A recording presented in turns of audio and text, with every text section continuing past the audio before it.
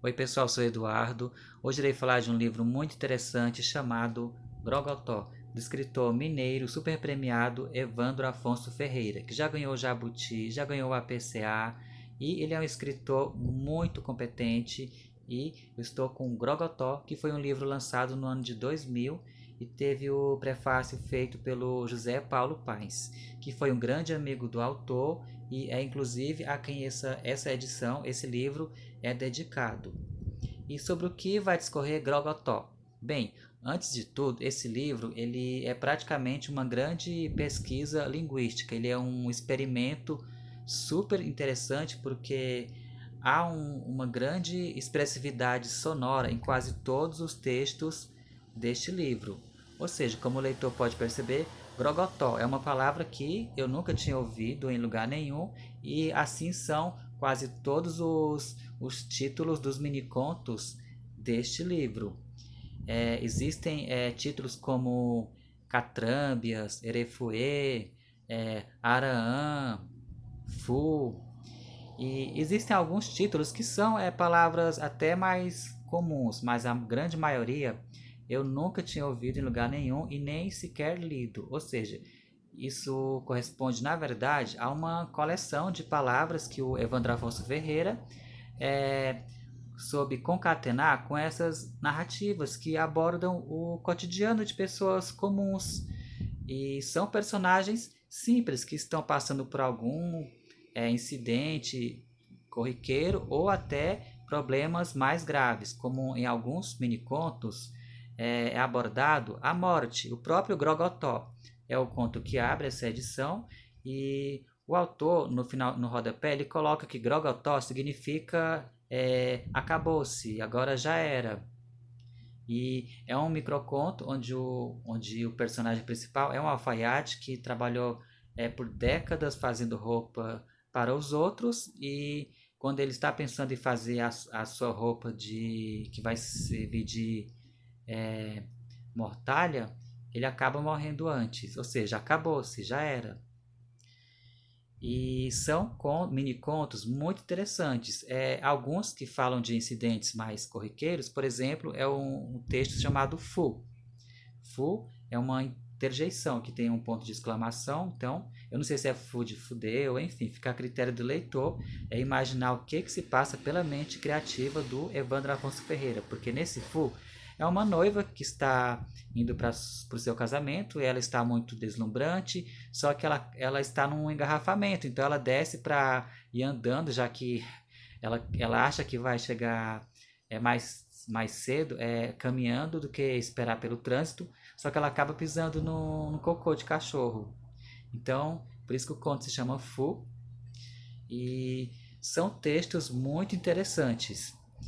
E eu vou ler algum para vocês terem uma ideia sobre o que esperar deste livro aqui, que eu super recomendo a leitura.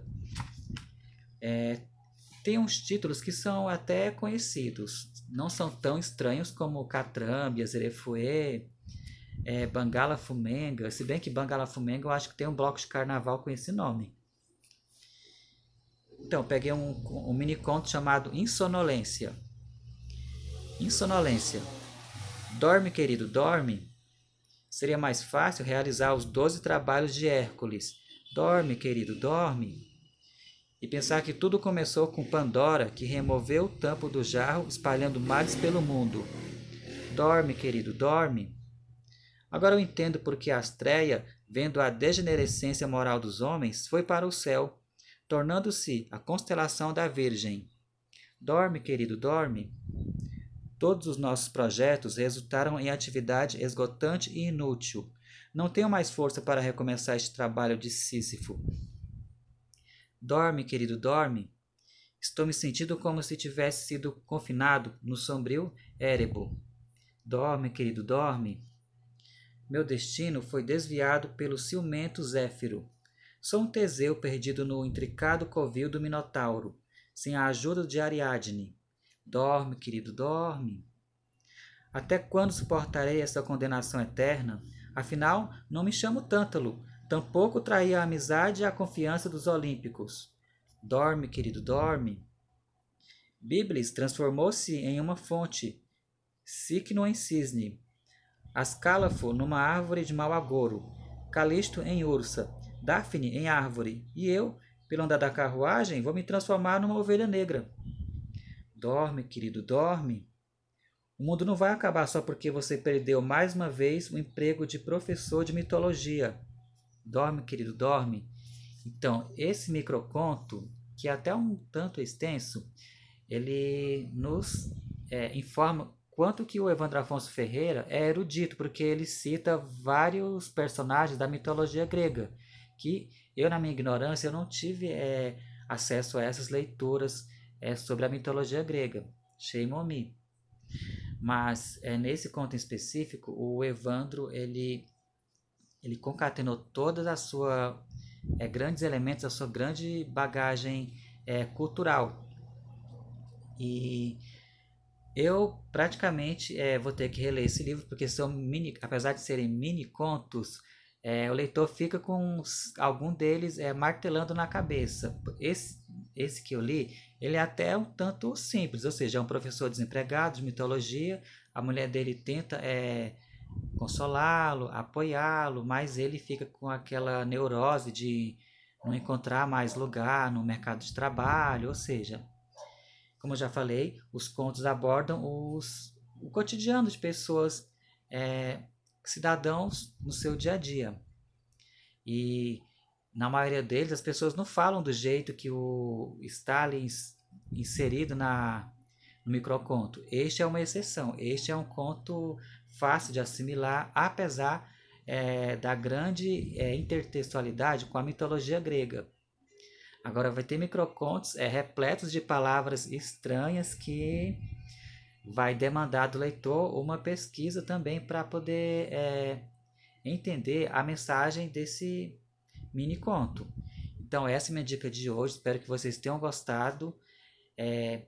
Essa edição aqui, ela tem um defeito, porque ela anuncia que ela tem um prefácio do José Paulo Paes, só que teve um erro do editor, que o prefácio não se encontra.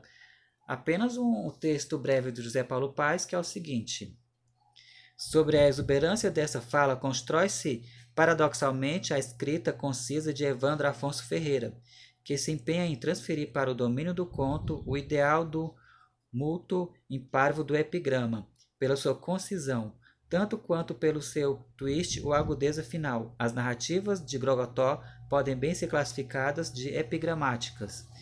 Ou seja, o prefácio do José Paulo Paes, ele só saiu na edição seguinte, acho que foi de 2007, que saiu pela 34.